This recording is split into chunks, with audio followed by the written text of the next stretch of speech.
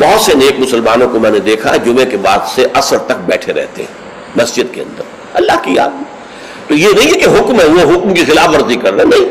ہاں جا سکتے ہو, اگر جاؤ, تمہارا کاروبار ہے, تمہاری دکان ہے, کوئی تمہارا دفتر ہے, اس میں جانا ہے جاؤ. فانتشروا فی الارض وابتغوا من فضل اللہ, اللہ کا فضل تلاش کرو. اب یہاں یہ بہت اہم مقام ہے کہ مراد ہے رزق, لیکن رزق کو اللہ کا فضل قرار دیا جا رہا ہے.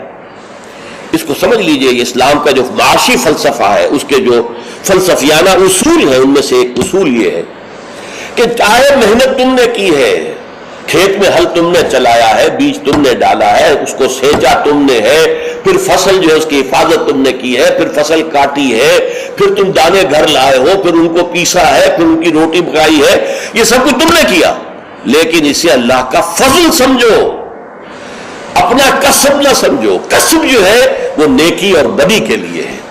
انسان نیکی کما رہا ہے, یہ اس کی کمائی ہے, بدی کما رہا ہے, یہ اس کی کمائی ہے. جہاں تک رزق کا تعلق ہے, یہ اللہ کا فضل ہے, اور فضل اسے کہتے ہیں جو بلا استحقاق دیا جائے, جس کا تقاضا نہ کیا جا سکے.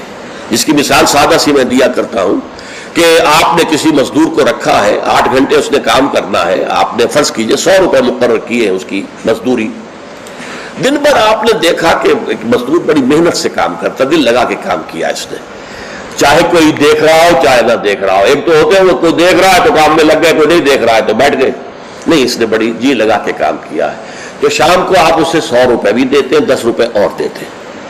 یہ 10 روپے فضل ہے, یہ وہ ڈیمانڈ نہیں کر سکتا.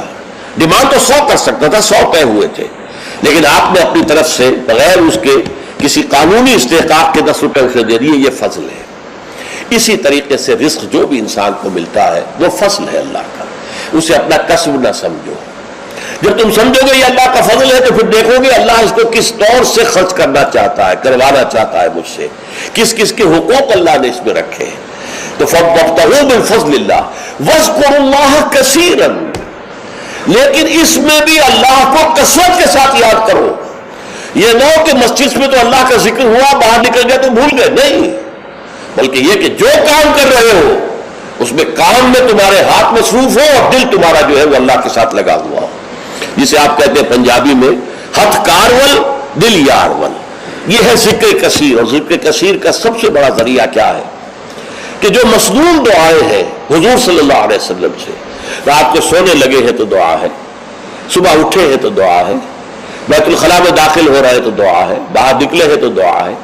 ظاہر بات ہے کوئی ایکسٹرا ٹائم تو آپ کا نہیں لگ رہا, وہ کام کر رہے ہیں آپ, لیکن ہر کام پہ کرتے. شیشہ دیکھا ہے, آئینہ دعا ہے, کپڑے بدلے ہیں دعا ہے, گھر سے نکلے ہیں مسجد کے لیے دعا ہے, مسجد میں داخل ہوئے تو دعا ہے, مسجد کے اندر تو ذکر ہے ہی ہے سارا, باہر نکلے ہیں تو دعا ہے, بازار میں داخل ہو رہے ہیں تو دعا ہے, بازار سے واپس آ رہے ہیں تو دعا, ہر کام کے لیے دعا ہے.